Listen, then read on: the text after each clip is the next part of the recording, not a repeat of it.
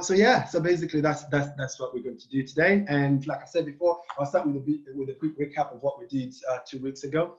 We had a conversation on target-driven living, target-driven life, and basically it goes very much in line with planning. But I think planning is probably more in depth or more specific, if you like. But target-driven living basically is just when you're tailoring your life and everything that you do on a daily basis on the targets that you want to achieve, or on where you want to go, basically. Because what ends up happening, like I said when we were having a meeting that day, I said I could have called it goal setting. It could have been a goal setting seminar, but I'm steering away from goal setting because for two reasons mainly. One, that to most people, they've had goal setting so many times, and there is that element of familiarity to it. So every time you say goal setting, people tend to shut down. They're like, I know that stuff. I've heard that before. And therefore, they don't quite engage. So that's the first reason I avoided to say goal setting. But the second one is, when you say goals, it's not enough, because we do set goals a lot. We do have New Year's resolutions, if you like. And just setting goals is not enough.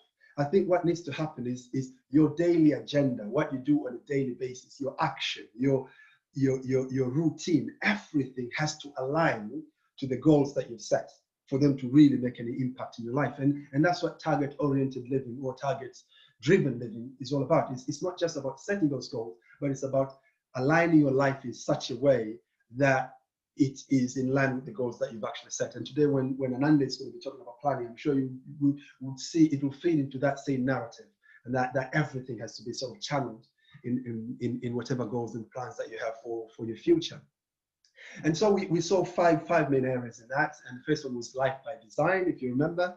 And life by design, which basically means that we need to design our lives. And to a lot of people, they think that is a luxury. It is not a luxury. It is actually a necessity. That if you're living your life anyhow, whatever comes, if you like, actually that is actually a risky way of living. The safest way to live is to actually design and say, right, this is exactly what I want for my life, and actually do that on the outset, and then actually go out to try and pursue it. Don't get me wrong, you may not succeed 100%, but what do they say? Aim for the stars and aim for the stars and you shoot the moon, or aim for the moon and you shoot the stars, or something like that. I'm not sure. Whichever is the farthest. I think the stars are farther than the moon, but hey ho, you get what I mean. So yeah, so I think that's the first thing. It's really important. You need to design your life. And I always say that, if you design your life, you're going to get a custom built life that is made just for you. If you don't, you're going to have with a box standard life. A box standard life. What do I mean by that? When they're making cars, right? They have that sort of like a basic type, like just a basic. It drives. It has a simple stereo. It has this. It's just basic. And then you've got those custom built cars. You actually have to order. I want this sort of paint. I want this sort of alloy rims and this and that. You pimp it before it actually comes to the factory. So when it comes, it is tailor-made for you. You know what I mean? I mean, even your life, you can actually design it that way. That sounds really cocky to say that, but basically that's the best way you can live your life. Design it and go for it. And so yeah. So that was life by design. The second thing that we saw was big, hairy, audacious goals, BHAG. And we said BHAG versus realistic goals. And on BHAG, I said BHAG are like dreams. It's so unfortunate that these days people are actually despising dreams. And by dreams, I mean when people aspire for things that look way beyond themselves. And sometimes people almost take a mickey out of that when they see someone aspiring for great things. It's like, what does he think? Who does he think he is? I know this kid, this, but and we can't take a mickey out of it, and that has really dampened that desire for people to dream and to dream big. If you look down in history, people that have been so successful in areas of entrepreneurship, in technology, in science, in politics, everywhere, they have one thing in common: they are big dreamers. They dream big. I mean, you go, if you're religious, go through the Bible, look at religious people, look at successful people, look at great men. of faith. Look at great people in any field, anywhere. They are great dreamers. They talk of things that at their time, people look at them and think like, you must be crazy, you know. But that's how you get things done, you know. Here comes JFK, Kennedy. He says that we're going to put man in the moon in 10 years, and the whole world laughed at him. But he did. I mean, here comes young Bill Gates in his dormitory, first year student, and he says that I'm going to put a computer, a PC in every household in the world. And people are thinking, you need to pass your next exam first before you do that. Well, he eventually quit his university, but then he did manage to do what he did. Those are big dreamers. And I think we need to get back to dreaming again, getting back to having these big, hairy, ambitious goals that we're not worried with how we're going to achieve them, because that's not what it's all about, but having them to start with, and that gives you a sense of direction. So I think that's also really important. But then that has to be in contrast with realistic goals, because I think that's where the problem is, because a lot of people think it's one way or the other. If you have big dreams, you know, you can't have those big dreams. They're not realistic. You need to have smart goals. Now, what I'm saying is you can have both. You can have the big dreams, those crazy dreams that they make your hair stand up, you know, like, ooh, you know, it worries in yourself. But at the same time, you need to be smart in how you're going about to achieve them. And I talked about realistic goals. And I want to screen share that because I thought that was really important, and I'll do that really quickly. Let's go together. Let's see this one. I'll bring it up really quickly. F5.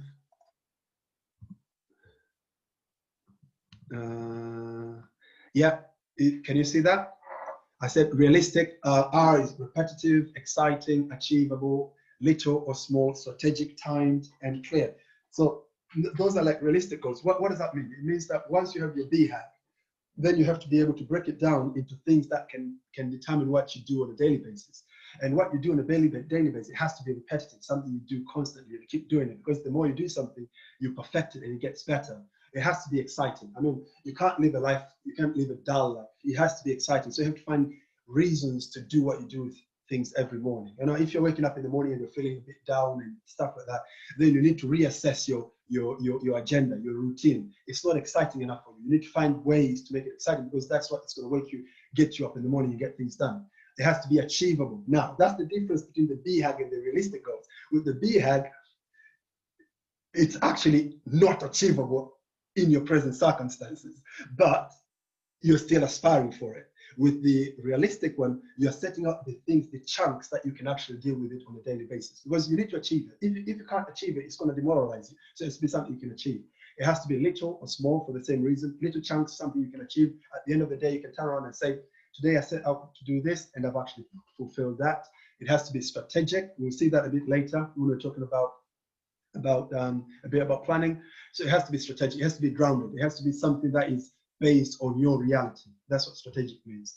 And it has to be timed. That's self-explanatory. And it has to be clear. You know, I gave an example of if you're trying to lose weight, rather than saying, oh, I wish I lost weight. No, it's better to say, right, I would like to lose 10 pounds by the end of this month, and I'm going to do that by running 3 times a week and going to the gym twice a week, and blah, blah, blah, and blah, blah, blah. So you're making it really clear on what you want to do and what you want to achieve, so that at the end of the month, you can look back and say, this is what I set out to do.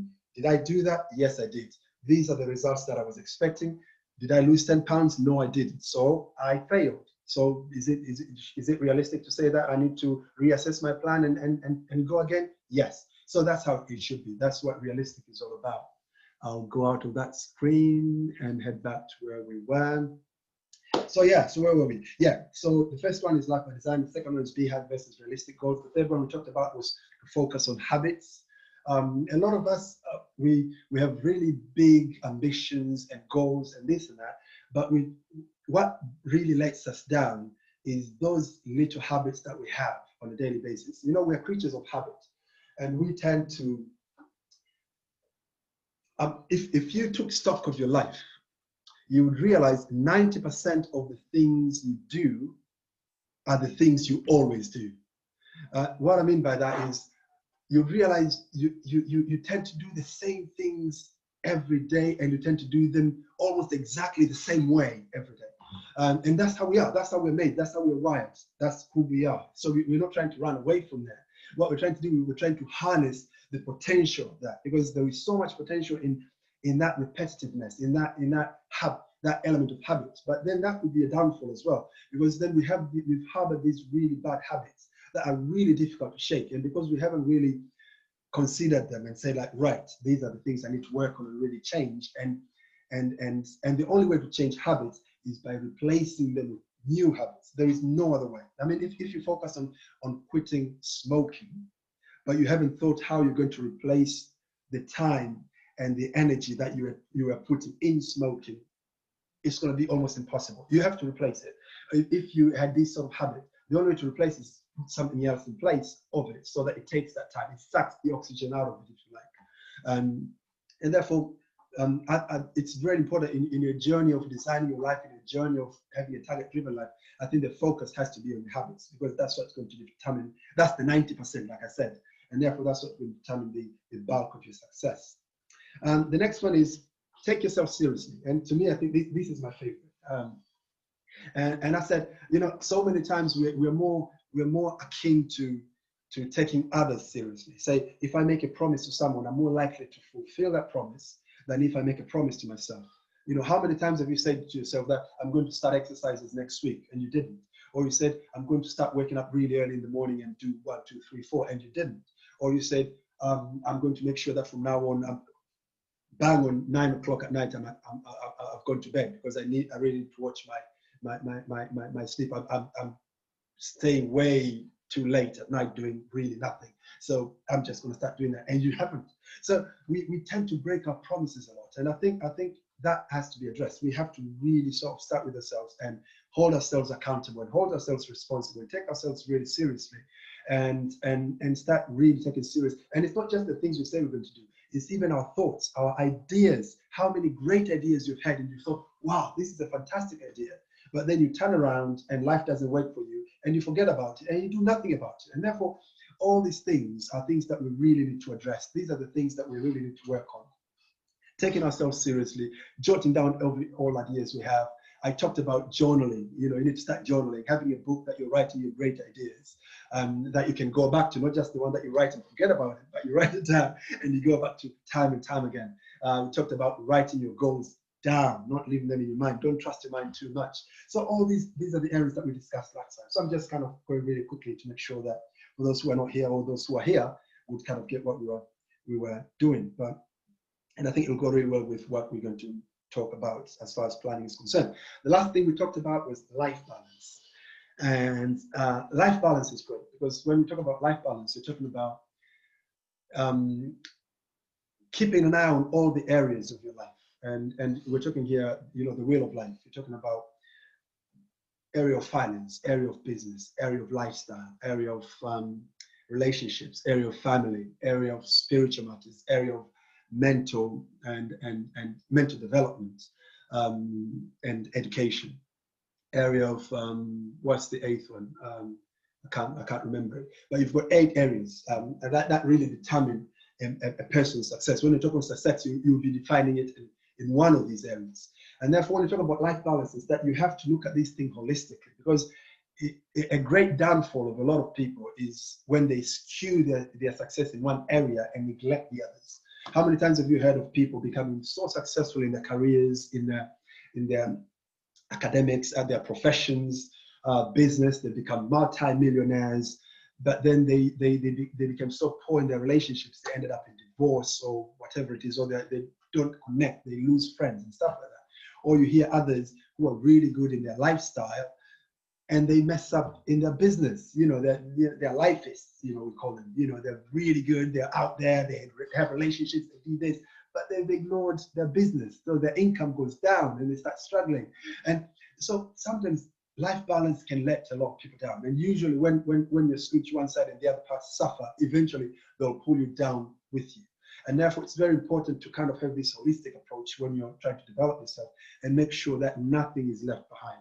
If you have your loved ones, you have a family, you have to make sure that you're building that as well. Don't spend too much time chasing your success and then you leave your family to suffer, and vice versa. So having that life balance is really important. And at the end of the day, success is all about, it's all about fulfillment, and it is the balance that brings fulfillment. And a lot of people miss that, and by the time they realize, it might be too late. So if anything, we should be chasing fulfillment rather than success per se. But and the best way to do that is to actually do it in a balanced manner. So I've only got a few more minutes, and then I'll let Amanda take the lead. So I just want to talk really quickly about a concept that I did touch on in our last meeting, but we didn't really go into detail. And basically, that is the success setup. That's what I call it, the success setup. And why did I call it the success setup? It's because, you know, in life we need to set ourselves up for success. Success is not an accident. We don't succeed by accident in anything. A certain wise man, he said, you never drift to the top of the mountain. You know, if you're going to drift, you're always going to drift downhill. and therefore, the only way you get to the top of the mountain, you have to put on your boots and actually start hiking. You really need to put the effort on to go to the top of the mountain. So that's just how it is. So success is by design. You have to set yourself up for success. Otherwise, it's just not going to happen. And there is this great analogy that I'd like to use to show you how you can set yourself up for success. And basically, it goes like this: how to set yourself up, how to set up your life the same way a multi-million-dollar corporation is set up. And why am I comparing your life to a multi-million-dollar company? The reason is, whenever someone starts a company, he has a reason why he starts that company in the first place. If I go out and say I'm going to register a new company, it's because I had actually sat down and had a purpose and said, like, right, I want to do 1, 2, 3, 4, and I want to succeed this much, and I want to do this, and I need a company to get this done.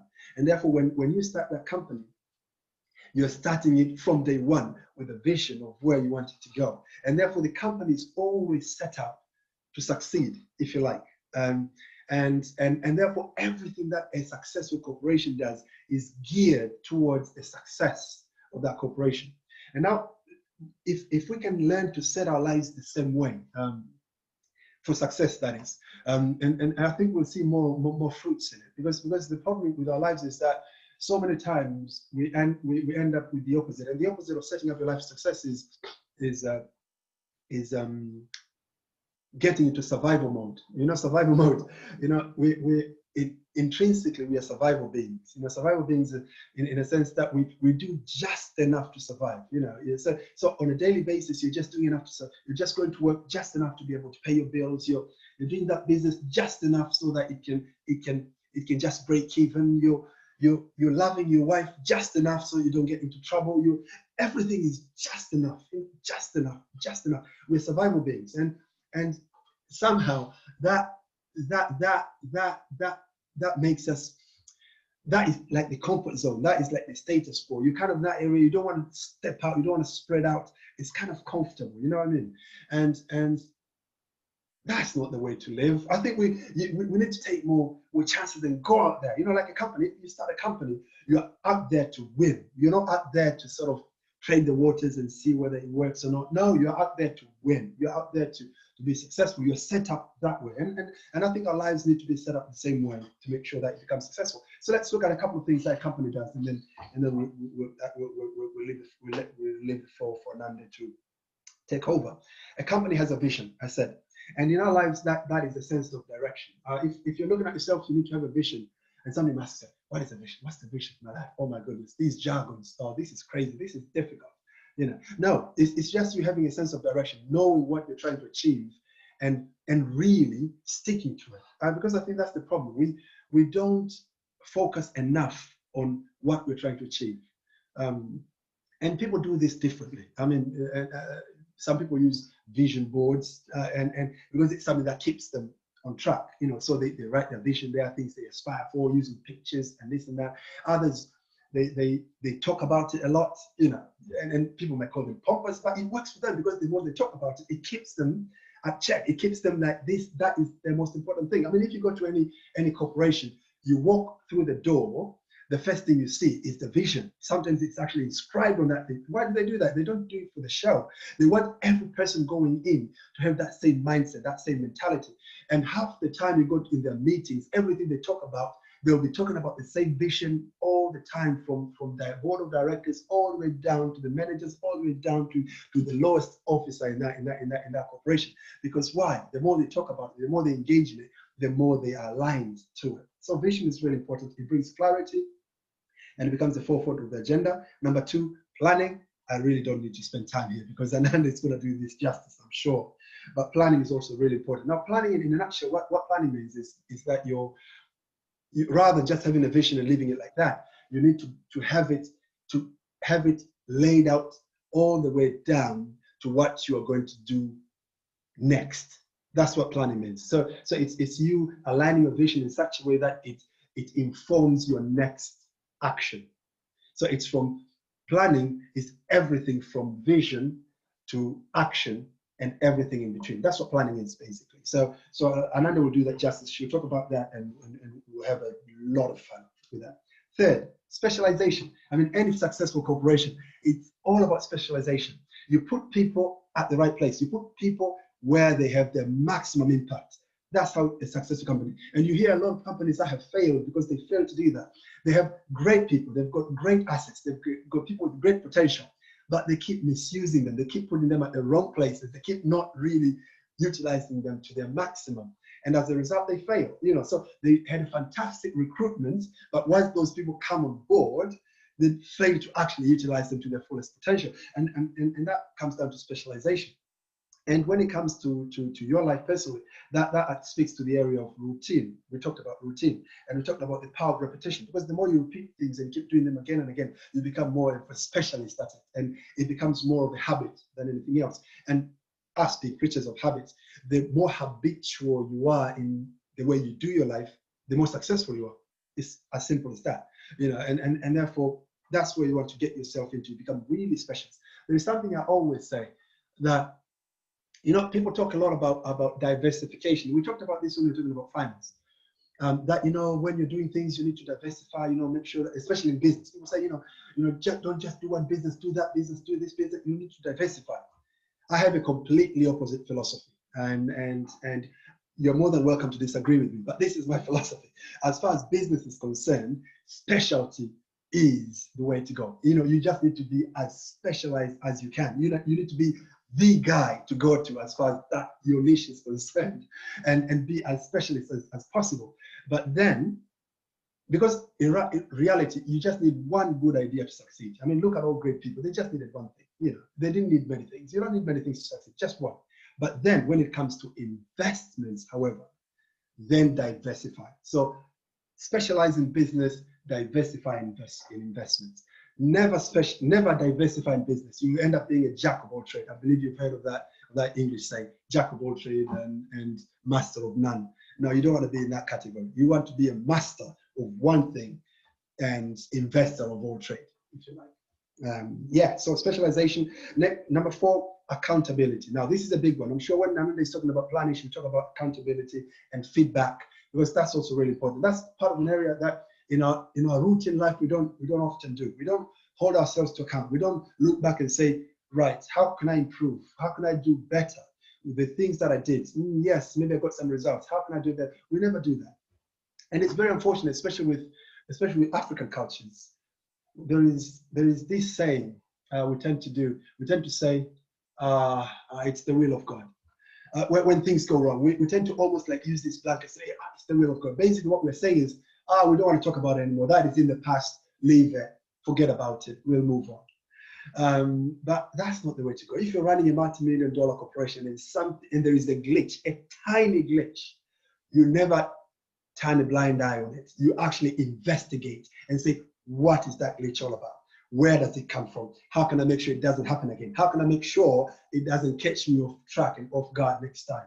And that's the way to live your life. Always look back, always say, right, how can I improve? How can I do better? And that's the way to get the best out of yourself. And that goes really well. And to do that, basically, in a nutshell, you need programs, you need mentors, you need coaches, you need mastermind groups, you need people to hold you account. You don't need to do it by yourself. You need people around you to do it for you. Another thing is innovation and change. That is self-explanatory. You need to embrace change and be willing to change when things are not quite working for you. And the final thing, and I think this is really, really, really, really important. Any successful company, any successful corporation invests a lot in something they call corporate culture. Now, to describe what corporate culture is, how can I put it in a few words? I would say when a company says, this is who we are, this is what we stand for, this is how we do things. It's very intangible in a sense, but it's probably one of the most important aspects of what a corporation is all about, and it's probably what we call the momentum driver of any corporation, the corporate culture. And that is something that's really trying to galvanize, because we're trying to galvanize everyone so that they can rally behind the vision. If you want people to rally behind any vision, you need that culture, because that culture has to be designed and set to direct people into where they're trying to go. So basically, this is how an organization sees itself and how it projects itself outwards. And that goes to yourself as well. Now, when I'm relating this to your personal self, it's like your inner self. It's like your subconscious. We don't realize that so much of who we are and what we do is actually dictated by our subconscious mind. We do it subconsciously, involuntarily. And if you ask me, I would say, again, over 90% of our actions are subconscious driven. We don't really think of it. We don't really have to plan for it. We just do it subconsciously because that's how we are. So when I'm talking about subconscious, I'm talking about things like our mindsets, paradigm. Paradigm is the way we reason, the way we reason things, the way we paradigm is like your what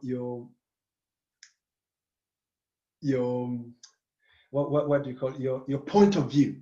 When people tend to have their kind of set point of view. This is the way they tend to, these kind of things, they always think of them this way. Those things that you've almost already made your mind up for before they're even spoken. Those are the things you need to look at. And those are the cultures, the things that are inbuilt, they're subconscious. If you don't actively look for them, they can really mess you up. And you really need to look into those things. So things like mindset, paradigm, attitude, that's a big one. We'll have sometime in the future, we'll have a proper session on that, probably a full session on attitude and diseases of attitude. That's going to be a big one. Values, really important. We talked about that last time. Values. If whatever it is you're doing is not matched with your values, chances are you will fail because you won't commit 100%. Another thing which is really important is self-image, and I think we need a session on self-image as well. Now, self-image is not self-esteem, because a lot of people think when you talk about self-image, you're talking about self-esteem. Far from it. Very different. Self-image is like, do you remember back in the days when you used to have cameras with negative films? Not these digital cameras, the old-fashioned cameras where you take a picture. If you get it wrong, it's done. You can't undo it. There is no delete button. You have to go and actually process the film, the negative film, and actually get the picture. You remember this, right? Now, self-image is like the film. That film, that negative. Basically, that is when if a film is in a certain way, you can't change it. There is no editing. There is no photo shoot. There is no, you can brush it with a paint here and get rid of that little dimp on your face. And there is nothing like that. The way it got you, if you got red-eyed, that's it. It's done. You've lost it. Wait for the next time the cameraman comes along. So it's the same thing with self-image. Self-image is who you are inside. It's what you see yourself inside, not on the outside, not on your conscious mind, but subconsciously. It's almost like your realm of possibility subconsciously. That's what self-image is all about. We'll talk about that some other time and have a proper session on self-image, because it's really huge and we really need to work on that. So having said that, I really don't want to waste any more time. I've already wasted enough time for Ananda. I'm sure Ananda is burning to get on. Like I said before, she's a fantastic speaker, and we are so honored to have her with us. This is Ananda Semwenda, the managing director of Makda Unlimited. Like I said before, she's a financial consultant, a project developer, a business mentor, and it's such an honor to have you with us, Ananda. So the floor is yours. You're more than welcome, and let's give her a round of applause as she comes. Anani, you're welcome. Thank you so much. I really appreciate. Before I proceed, I would like to share my screen. I believe you have given me access. Let me do that right now. I have. Thank you. Yes.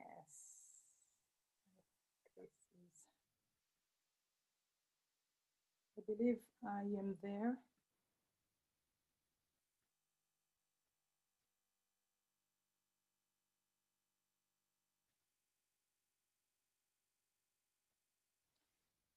Yes, I really appreciate for this opportunity to be invited in this noteworthy platform.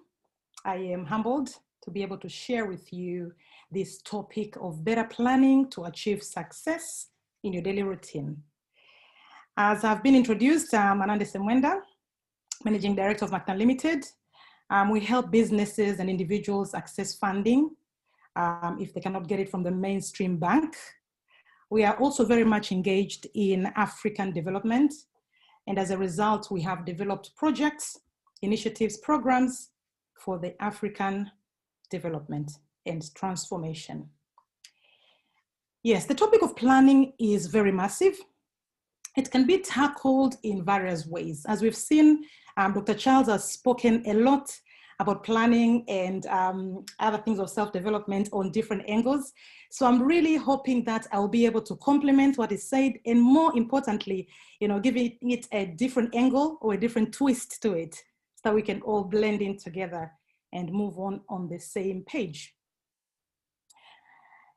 Yes, so I would like to deliberate on this planning on a more holistic view of planning and success, as I believe this is the only way to grasp and acquire a deeper and effective effect.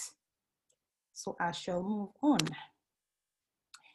Yes, we are all looking to be successful in life, but different people view success differently. I would like to start by defining what is success. And as you can see, in my quote there, I have said success is not measured by your net worth, but by your impactfulness. To be successful, I believe you need the 4 C's. As you can see, we have comprehensive, we have cash, creativity, and consequence. So for a start, with the comprehensive, what do I mean by that? I mean, this is a balanced and well-rounded life, which covers all aspects of your character, mindset, health, and well-being. And as you can remember, I think Dr. Charles has really expounded on this. So I will not take too much time on that. The second one is cash. This is where you have the money, or you aspire to have the money. And with this, as we all know, so many people, when you talk about the issue of success, we are quick to think that, oh, yes, it's about getting more money, isn't it? More money in your bank. Not necessarily so, because money in itself is not success. But when it's blended with all these other aspects, as I will allude as we go on, then it becomes an element of success. Thirdly, you look at that creativity, the other C. This is the resourcefulness that you have acquired, that can be able to help you to be innovative, to be imaginative, in order to create useful and unique solutions to tackle your problems. It is an effective and efficient way of doing things. Okay, so that is creativity. And lastly, we have consequence. And now this is your balanced life. Money, resourcefulness. When you use all these things to provide an impact to the society, that's where you have a consequence. You have the impact. Okay, when you use all these elements, then you can say, yes, I am successful in life. So that's how I would like to define success before I delve into the planning phase. Okay, so in order to tackle this planning, I have prepared a framework. As you can see, it's called Success Planning Roadmap. This framework will help us and guide us and to different elements. As you can see, we have skillfulness, we have self-development, we have strategies, self-control, steadfast, and subjection. Yes, these are the 6 S's. And then, so I will take you through a journey of discovery to know where we are to where we need to be. You know, throughout, I will analyze each element to see how we're going to have a success planning endeavor. Okay. As we can see, the first one is skillfulness. What do I mean by that? So skillfulness is a way to determine who you are, your authentic self. So way before you start planning, you need to articulate what is it that makes you unique. You know, what is it that can give you, that you can give to the world? You know, everyone has something to give to the world. You know, but the problem is most people find it very difficult to articulate exactly what is that they have, you know, and as a result of not knowing what they have or who they are, you know, it becomes very, very difficult, you know, to know where they want to go. You know, in life, you either get one or two things. You either have problems or you have goals. Please write that down. In life, you either have problems or you have goals. But you will never have neither of them because human mind cannot stay in a vacuum. So on absence of a goal to focus on, they will get problems to focus instead. So what are these 3 I's? Let's see. So the first I is investigate. Yeah, investigate. So what do I mean by investigate? Investigate is where you start by knowing who you are, by looking at the patterns of your life, you know, your personality, to determine what is that you have uniquely, okay? So I know it could be a bit of a challenge, but you really need to drill down and really understand, you know, what are the things that you have the strength, what are the things that, you know, make you, you know, stand out, you know, above the rest. So you really need to, you know, to go back and think and do an exercise. You know, this could take a while, you know, but, you know, this is very, very good so that you really understand what is that you have, okay? The second one is interest. This is where you discover what is that you're good at, okay? This can come out of 3 things. So let me move on so you can get. So we have, in order for you to know what is it that you're good at, you have to go through these 3 P's, which is passion, pain, and performance. When we're talking about passion, this is where, you know, there is a niche or activity that you devote your most precious resource, that is time. You know, what is that you spend so much time doing? What do you love to spend time on? You know, learning, whether it's watching or studying. You know, what would you do even if you are not getting paid? You know, then that's, you know, you'll know this is something that really, really, you know, I love it. Okay. The second one is pain. We can use pain to know what is that we are meant to do, or what is that we've gone through, and probably it guides us to see that probably this is what I should do. Okay, so this is where you devote your primary focus because of a big problem or a big challenge that you had encountered.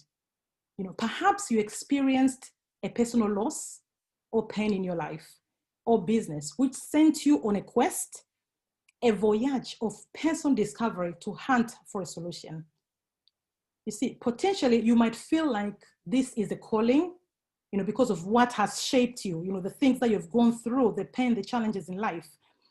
Okay, so then you know, once you have seen that probably, you know, this is what I've gone through, and I have been able to overcome, I've been able to come out on the other side, then probably I need to do this to help others.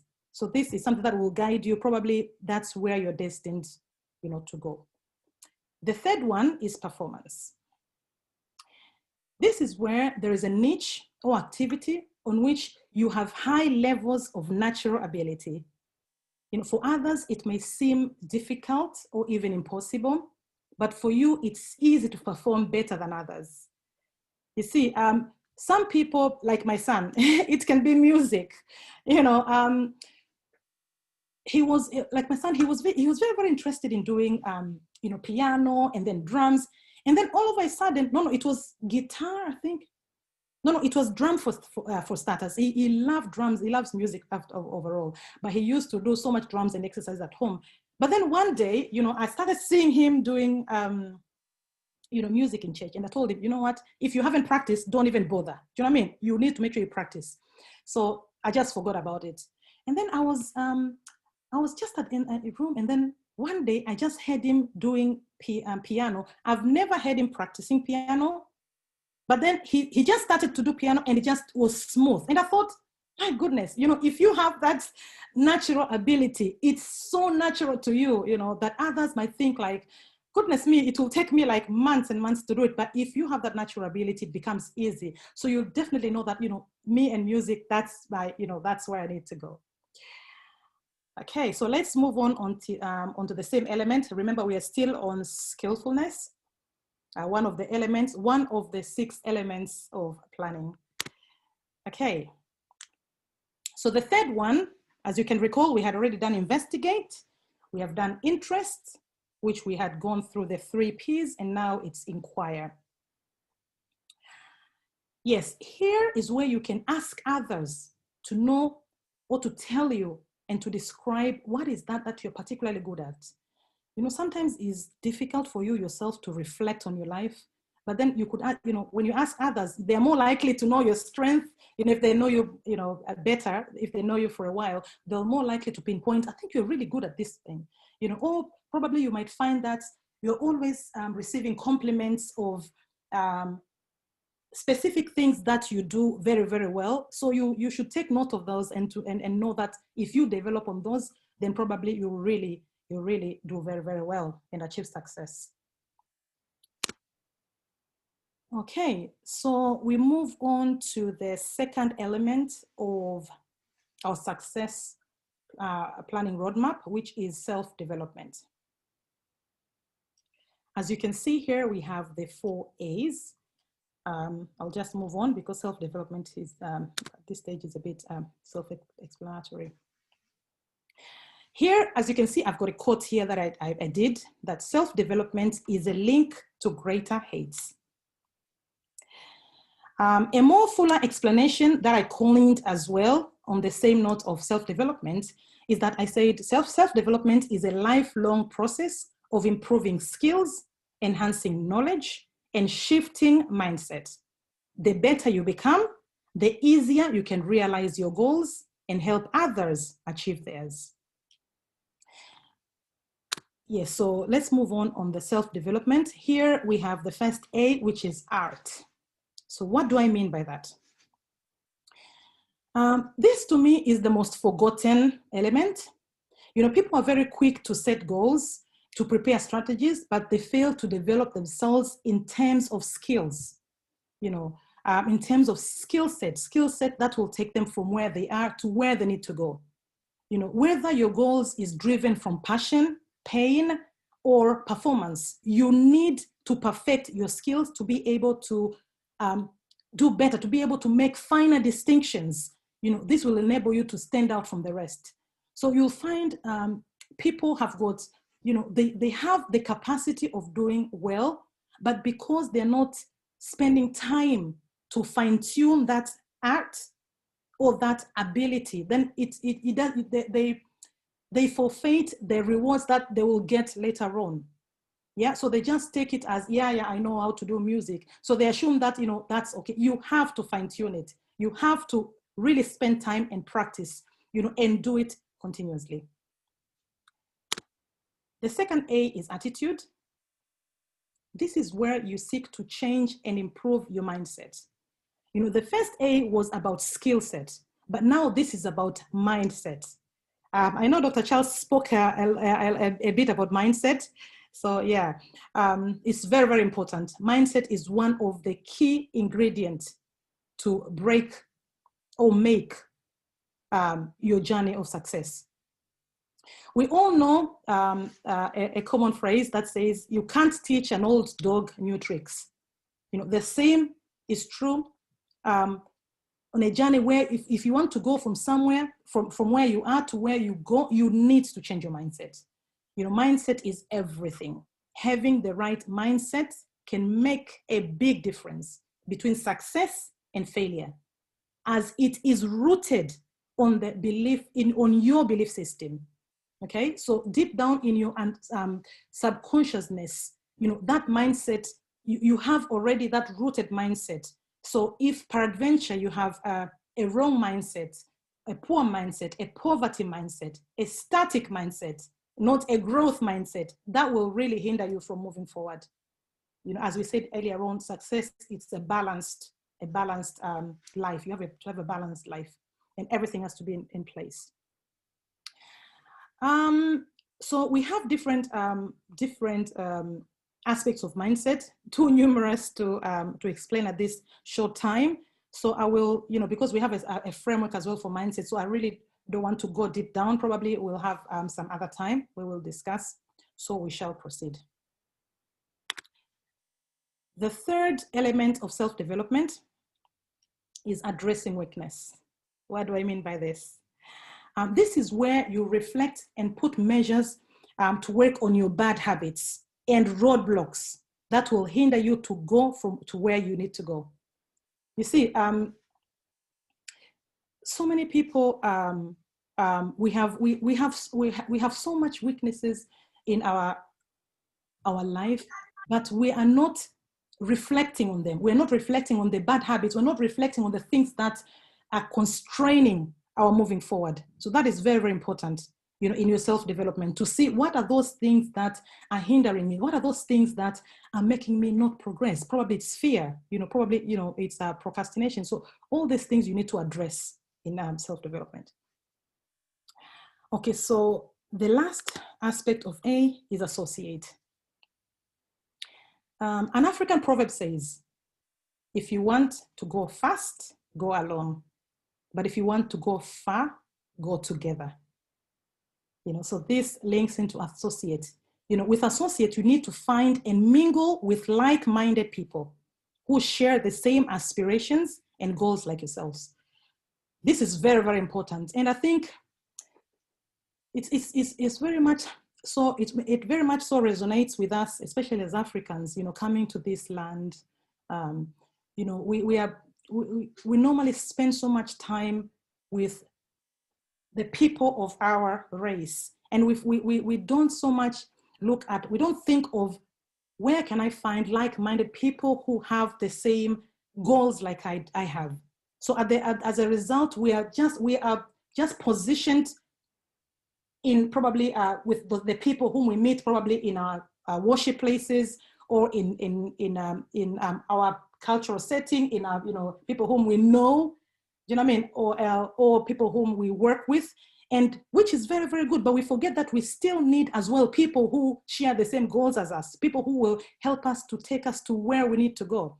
So I think that is very, very important for us, especially for Africans, to take that in mind. So yes, okay. So another thing I want to mention about this associate set is that generally you need to have three groups of people. You need people who are playing the same game. You know, we're playing the game below you. These are people you need to lead. You know, that is one aspect. You need people whom you can lead, people whom you are ahead, because then, as we know, if you teach, you gain more. Okay, so that is very, very important group of people to have. You also need to have people who play the same game as you. You know, your peers. You know, these are the people whom you laugh with. These are the people whom you can, you know, share ideas and stuff like that. But also, more importantly, you need to have people who are playing the game above you. You know, these are people that you will learn from. So if you don't have these three groups, you're going to be imbalanced. If you just have a group where you are leading, but you don't have a group to learn from, eventually you'll stop being a leader because other people will surpass you, as your ideas won't be relevant anymore. You know, they won't be fresh, okay?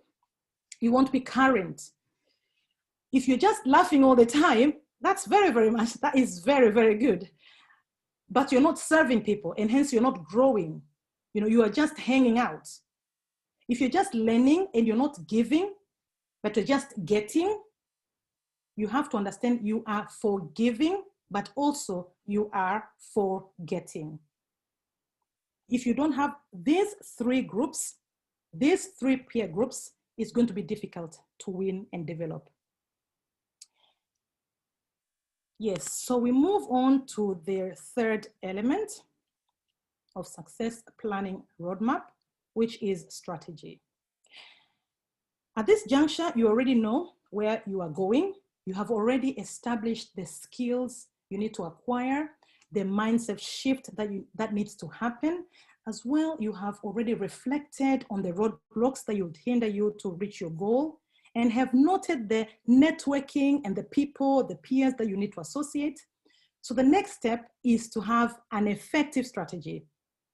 So here you need to have a clear and realistic step-by-step action map that will take you from where you are to where you need to be.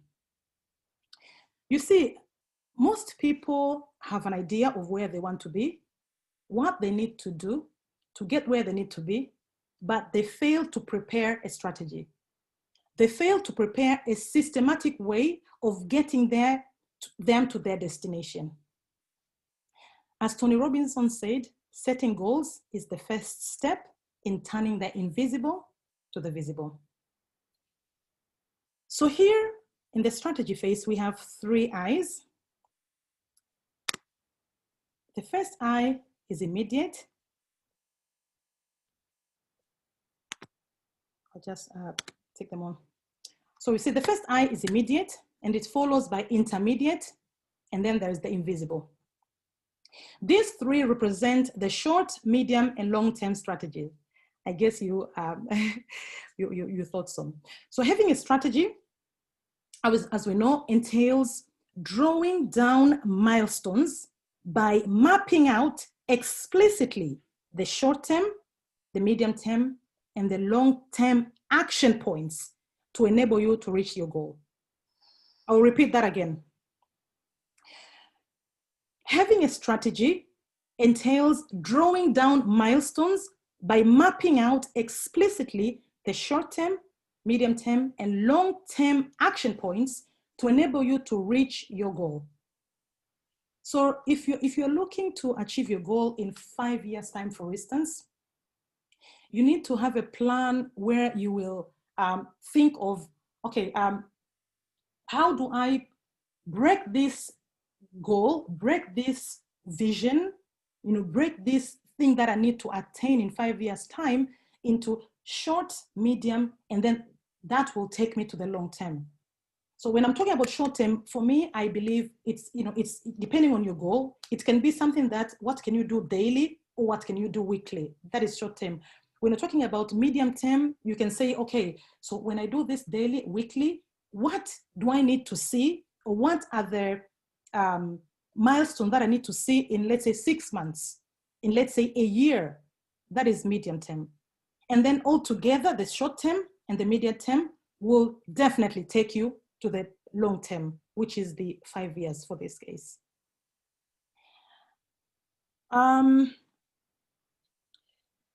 Carrie Sacy said, one part at a time, one day at a time, we can accomplish any goal we set for ourselves. So it's very, very important to have the strategy. For people who don't put up a strategy, in life, it's more of like fantasy or wishful thinking, and most people think that, as Dr. Charles, you said, you cannot stumble to get into the mountain or something. You said, you don't stumble to you find yourself in the mountain. If you're drifting away, you'll find yourself in the valley. You're not going to go up. Surely you're going to go down. So it's very, very important putting a plan, and this plan has to be systematic. This plan has to be well thought of, and I don't want to say, I don't want to say by following the SMART, because Dr. Charles has already said that, but of course you have to, whatever you put down small by small, piece by piece, it will actually take you to where you need to go. Okay, so here we have another element, which is the self-control. We are still on our success planning roadmap, and this is, I believe, the 4th, if I'm not mistaken. So what is self-control? Self-control is where you master up discipline to take you to your goal. Jim Rohn said, discipline is the bridge between goal and accomplishment. Self-discipline or self-control is something that lacks, I can say, I know I could be probably prejudiced, but I think honestly in our race as Africans, this is one of the most difficult aspects in life, having a self-disciplined life. And if you ask me, what is it, why don't we have self-discipline? I would say probably this is one of the reasons that I think it hinders us to have the self-discipline. I think it's because we are so much used, or we spend so much time on entertainment. If you are someone who is always waiting to be entertained, you're waiting to be done things at, you're just there like, you're always on the receiving end, it derails or it hinders your thinking capability. It hinders your creativity. It hinders your proactiveness, so, and that's why, people, when they do something, they're quickly bored. Even adults, they're quickly bored, they want to move on something else. They lack self-discipline because they haven't mastered up that, self-controlled, self-disciplined life. Yeah, they're always wanting, the next, high, the next high, which I think we really need to change on this.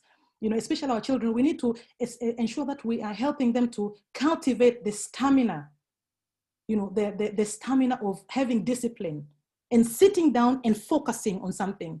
Those people who have discipline are people who change the world, people who have great minds, people who can sit down and do something and take it to completion.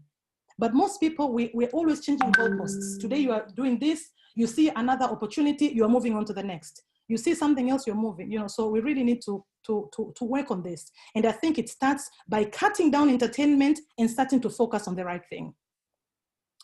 So yes, so here as well, we have 4 I's. The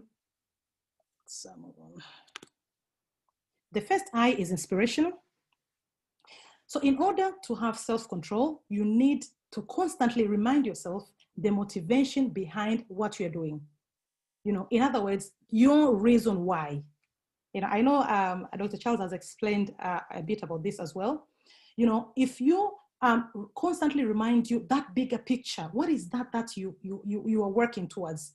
That will bring your focus down. It will like laser beam your focus to have that discipline, to have the self-control that you are looking at, achieving your goal. The reason you do not have enough money, I can say, the reason you do not have sufficient skills and resources that you desire is because you don't have an enough reason why. You see, so many people say, I really wish to have so much money. I really wish to have, I wish I would be like someone else. But when you look at their vision, or the goal that they're setting is too small. It's just to eat him. They want to be comfortable with him and his children and, their parents. So if that is the goal you are dealing with, I mean, why do you need all that much money? You're not going to get it because your vision is too small. Your goal is too small. Okay, so money and resources will come in accordance with your scale and scope of your vision, of your goal. Okay, so you have to have a big enough goal, big enough dream to attract the money and resources you desire. Yeah, so the scale and scope of that reason why will determine the scale and scope of the resources you'll get. I remember when I was a few years back, when we just came here in the UK, you know, we, as I believe most of us, you know, we are really looking forward to come here to work and to, you know, get some money and go back home, build a house, you know, live comfortably. You know, that is, we are done. You know, we are happy, home and dry. Yeah. You know, we're so naive. We're so self-centeredness. You know, we're so selfish. You know, it's all about me and myself and I. You see, so if that is your goal, my friend, you know, to eat and dream and be merry, you will have money to eat and dream, you know, eat and eat, eat, pay your bills, that's it. But if for now, my goal had changed, you know, I am into transforming the continent. You know, we are looking to change people's lives, to do projects worth billions of dollars. There is no way I'm gonna get 10,000 pounds because that is nowhere near, you know, taking me to where I need to go. You know, but by us shifting our small cocoon, self-centered, selfish desires of us meeting our needs for me and my children and my, you know, my parents and my, you know, people whom I know, by changing that and focusing it to a bigger audience, bigger, you know, impact, definitely I will draw resources from people who will take me there. I will draw money to take me to where I need to go. So we need to really be very particular to see, really, is this really the goal that I need to aspire? Is this really, you know, my reason why? Is it sufficient? Is it really, or am I scared, as Dr. Charles said, you know, scared to have these big audacious goals? You see, you know, so you really need to think about that. And especially for us, I'm not sure if everyone is African, but I think I've seen most of us are Africans, and because Africans are people who are really in my heart. You know, for us as Africans, being in the poorest continent in the world, to be honest, we have to change our thinking. You know, the reason we are where we are is because everyone is thinking of them and themselves. Everyone is thinking of me working, getting money for myself. And as a result, everyone is doing small business. Yeah, small, you know, that's where we are. If you tell someone something big, they think like you are coming from, where are you coming from? I mean, that is not achievable. That's for the other race. That's not for us, you see.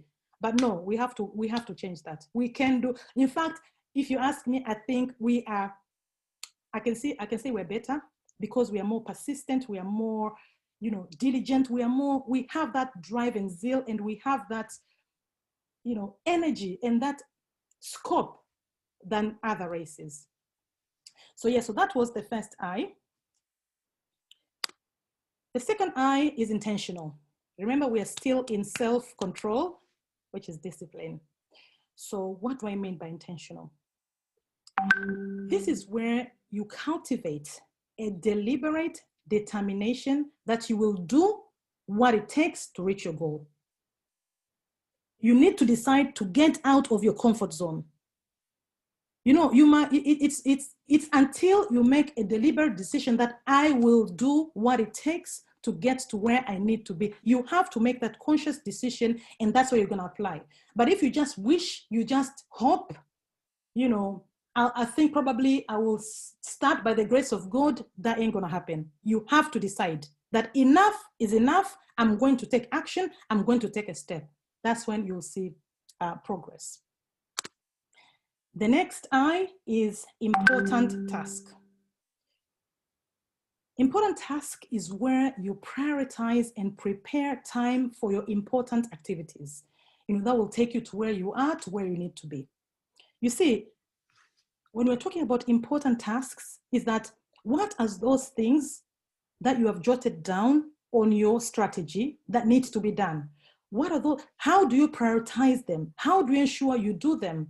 So this will, the things that will fall on here will be probably keeping a to-do list, you know, if you need to do that, managing your time effectively, efficiently, you know, when you're going somewhere where you're waiting, you just, you know, you can be reading, or you just do something that takes you to where you need to go. So all the time, just being conscious, just being aware that, you know, I have a goal to meet. So wherever I am, how, whatever I'm doing, I have to be doing the important task. So that's very important. I will not take more time because there is a lot of elements in that, but I will proceed. The last I is impulsive. Here is where you need to be able to say no. You need to be able to say no. No to things that waste your time. No to things that will drag you or derail your efforts, drifting you to a different direction. This is difficult for most people. Most of us, we like to please people. We want to, to mold in the group. We want to be acceptable. So we follow the crowd. We don't want to offend anybody. And as a result, what do we end up? We do not attain our goals. You have to be able to say, you know what? I will cut on unnecessary parties. I will cut on unnecessary expenses. I have to say no. I will cut on derailing friends, people who had, I cannot add value to them. They are not adding value to me. They are drifting me away. I have to say no. So we have to, this is very important when you're talking about self-development. We'll move on to the fifth one, which is steadfast. This is the persistence of following through, okay? The persistence of following through. In here, I would like to quote Barack Obama. He said, "The future rewards those who press on." You see, it's one thing to have a goal. It's another thing to have your strategies and the discipline, but then you're just dipping in today, you're dipping in tomorrow, you're doing it next week, you're jumping another after 6 months. That won't work. You have to persevere. You have to be persistent. So here we can see we've got this 3 C's. The first C is commitment, okay? Commitment towards the goal, okay? This is where your focus needs to be fixed on your destination. Okay, so I will not delve into this as well because there is a framework for that. Probably I'll prepare a bigger framework next time. The next C is consistency. I think this has been mentioned before as well. This is where we repeat the same task over and over again to attain mastery. The key thing is mastery. You see, people who succeed, they are masters in their field. And you don't become master by dipping here and there, as I said. You have to be consistent doing the very same thing over and over and over again, okay? This is the power of repetition. Anthony Robinson once said, "It is not what we do once in a while that shapes our lives. It is what we do consistently, okay? So that's very, very important. And this, again, for our people, to be honest, I think this is a big challenge. People are not consistent. Today they're doing this, tomorrow they're doing that. It's very, very difficult. And it's difficult to know where they are really. Even themselves, they don't even know where they are because, they are always changing goalposts. Okay, so we have to really be consistent on whatever we're doing. That's where we're gonna see success. The third one is calamity. Okay, this is where we learn to reflect and to learn from our failures. This is where we learn and reflect on our failures, where we use our life setbacks as lessons and aspire to do better. Okay, people who have succeeded in life are people who embrace failure. Okay, Thomas Edison said, "I have not failed.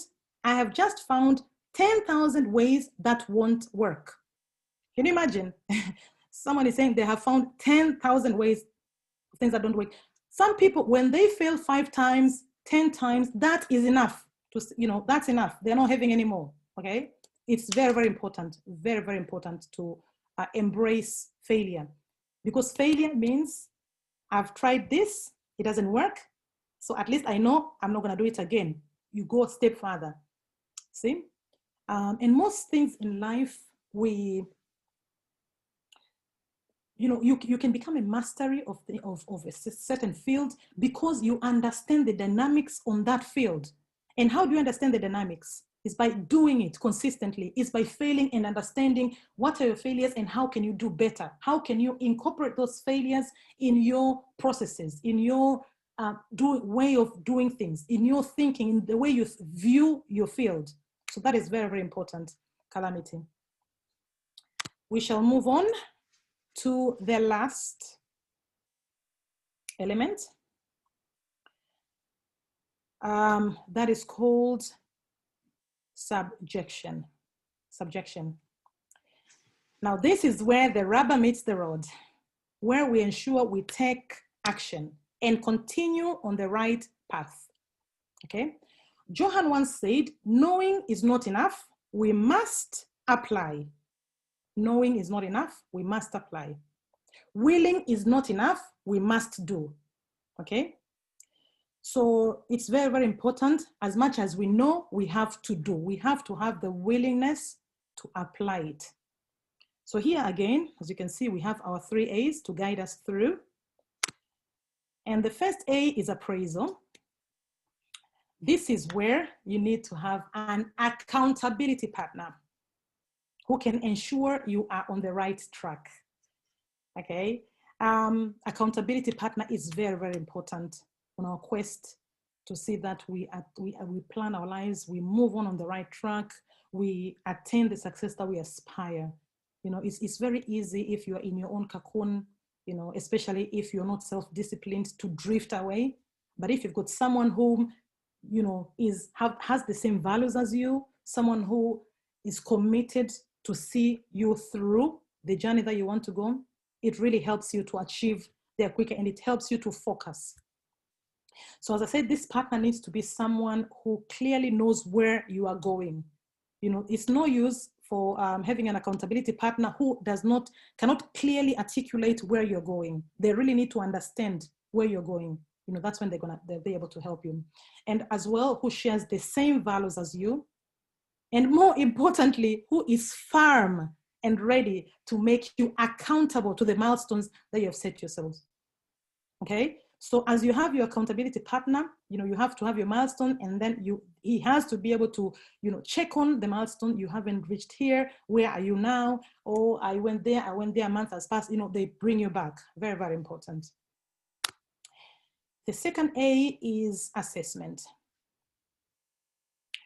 Assessment this is where you measure the progress and rectify any diversions. I think most people, we fail on this. You know, we fail on this. And as Dr. Charles has said that, you know, when we're looking at the way corporations do their things, you know, they're always having milestones to measure progress. But in our daily life, this could be a bit of a challenge, and we feel like we are becoming more robotic, but it's very, very important to measure progress. Where I had put myself these milestones, have I achieved them? If not, why? How can I do better? You know, so that you can rectify earlier on.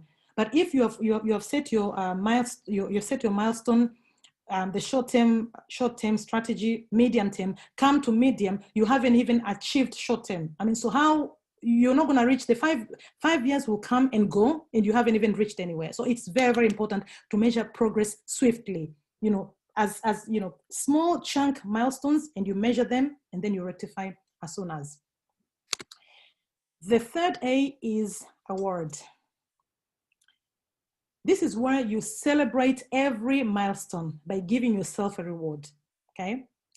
This reward does not need to be anything big. You know, it can be just something, it's like a mark. It's like something just to pat yourself in the back that, you know, I set the goal to do this for these 3 months, and I've achieved this.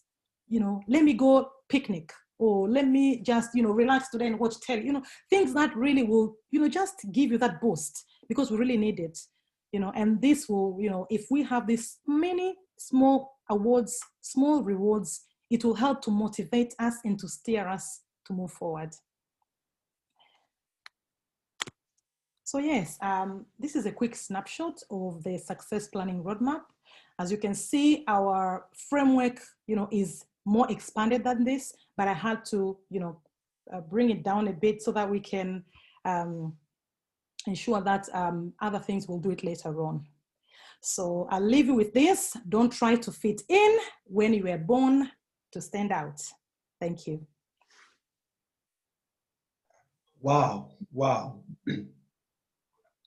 Well, thank you so much, Anande. Thank you so much. That was powerful. That was absolutely amazing.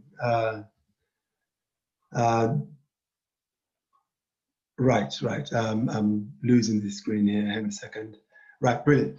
Thank you so much, Anande. That was so powerful. That framework is brilliant. I don't know where to start. I mean, that was loaded, and wow. That's the only word I can say. I'm sure everybody else will join me in saying that. Thank you so much for that presentation. It's fantastic. I had absolutely no idea that's where it's going to lead. I had a rough idea of what you're going to talk about because I know you, but I had no idea it's going to go that deep. That framework is amazing. The 6 S's that will stick with me for a long time, I'm sure. So thank you so much. And I just have to tell you guys.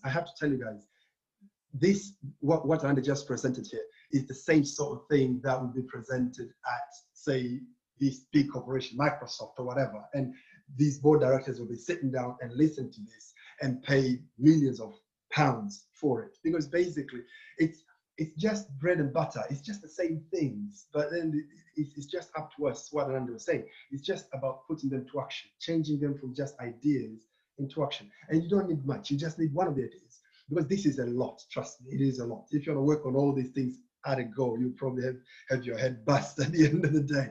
But if you get one thing out of this and run with it and make sure that it turns into your daily routine, it turns into your daily agenda, it turns into something that you do, then this meeting is a success by all accounts. So thank you so much, Anande. Thank you for your time. Thank you for your dedication. But before we get to the end, we're running out of time, but we have a few questions. So I'd really like us to address those questions really quickly. The first question was from Angela, and she was asking, and this is to Anande, is there any chance at all that we could get the slides for what you just presented? Is it something you're willing to share? That was the question.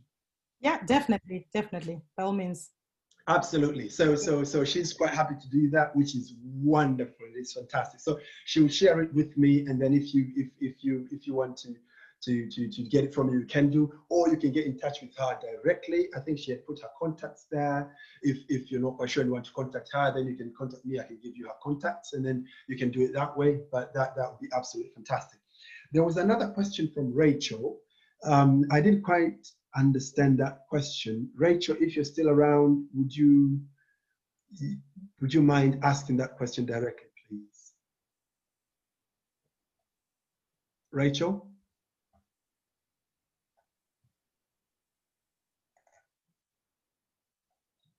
She's probably gone. Oh, no, I can still see her here.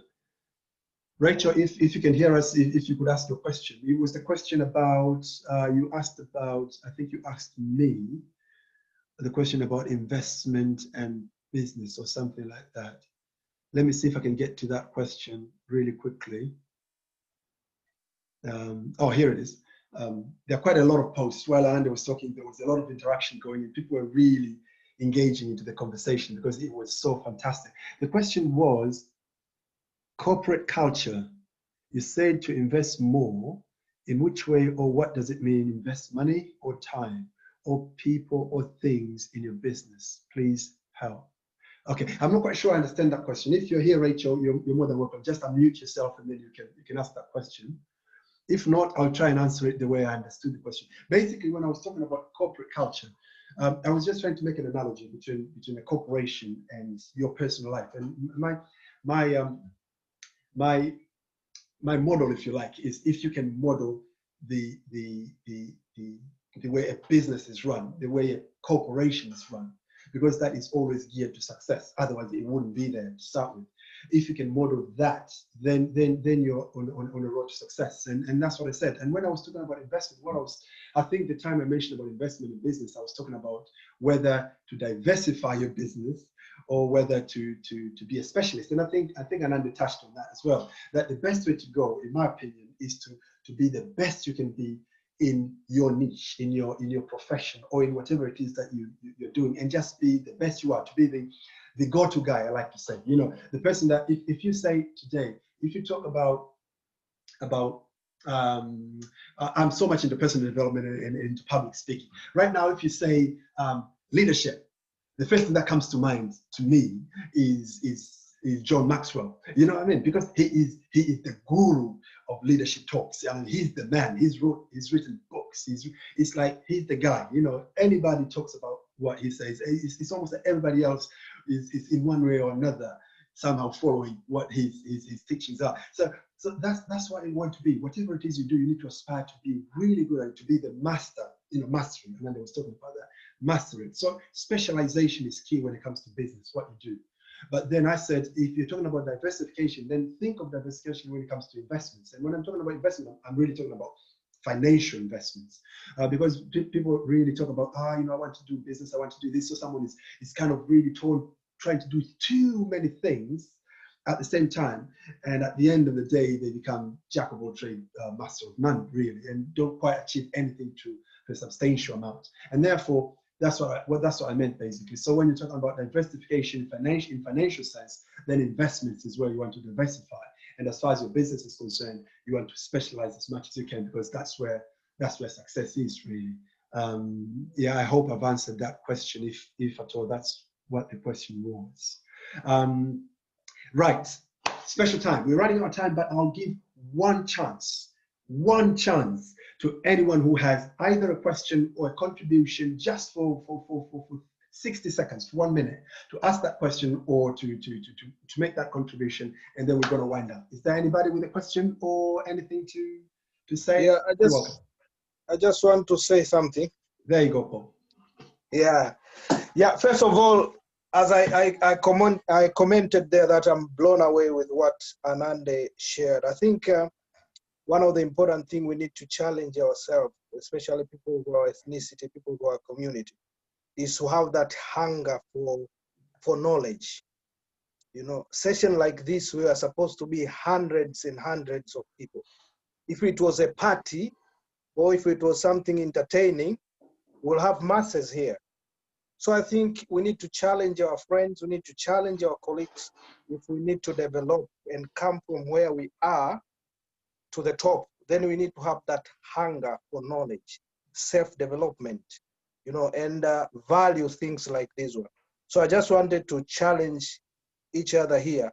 Let us go and challenge our friend, inspire our friend that we need to change our mindset. We need to have that hunger and thirst for knowledge. Then you will see change in our continent.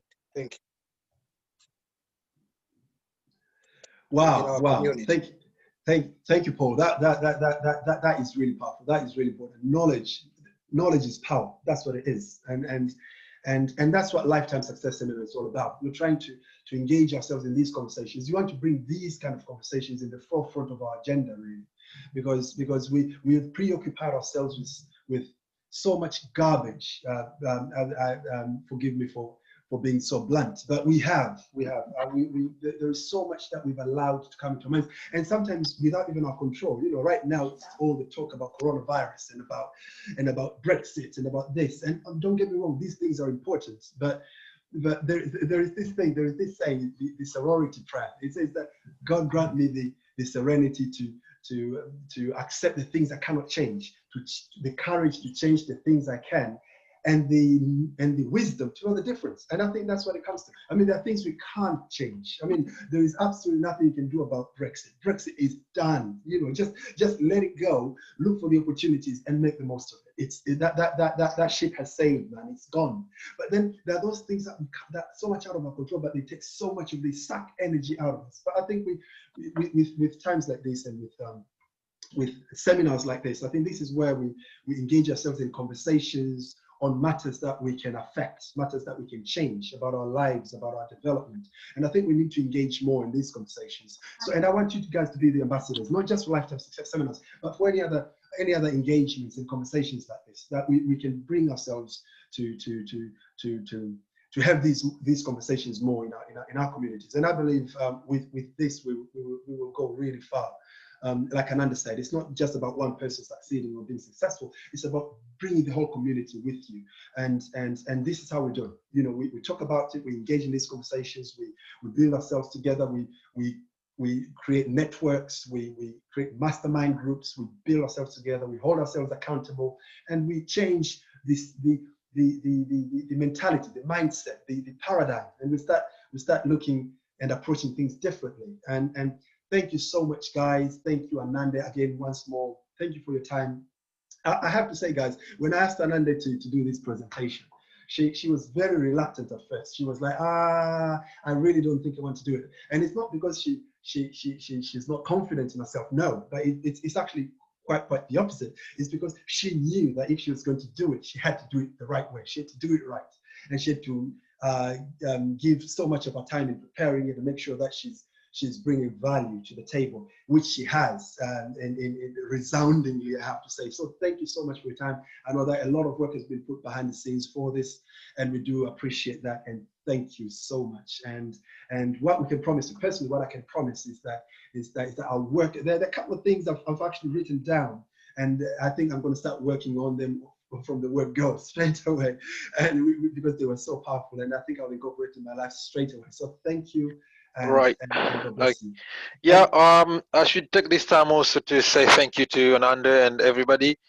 And what I can say is let's try our best really to put these into actions, you know, because I think that's another area we learned quite a lot by implementing, you know, is the key. So everything that we've learned today, you know, let's try our best to you know, practice and use it, you know. So yeah, thanks. Yeah, that was Stephen, my co-host. Yeah. So we are so grateful to see you guys. Thank you for your time. We hope to have another session in 2 weeks' time. So we'll be sending you information and invites and what exactly we'll be talking about in our next conversation. So watch this space. We've recorded this, we'll share this, and we'll make sure that you share with as many people as possible so that we can keep this conversation going. And on that note, have a fantastic weekend. Thank you for your Sorry, time. Charles. Yes, Salome. Charles, yes. We have someone from USA. Do we? Because of what? Yes, her name is Lizzie. Liz. Yes. Liz, where is Liz? Can you hear your voice, Liz? Oh, there you are. Hello, everybody. Hi, how are you? I'm good. How are you? Oh, we're very well. Say a word or two, please. Thank you so much. I'm glad that you guys invited me, but I was a little bit late to join in. I'm sure if you have something recorded, I'll be able to review and enjoy as much as you guys did. Absolutely. Thank you, Salome. Thank you so much. You're Liz. welcome. Thank you so much, Liz. Thank you, Salome, as well for inviting Liz. I think that's fantastic.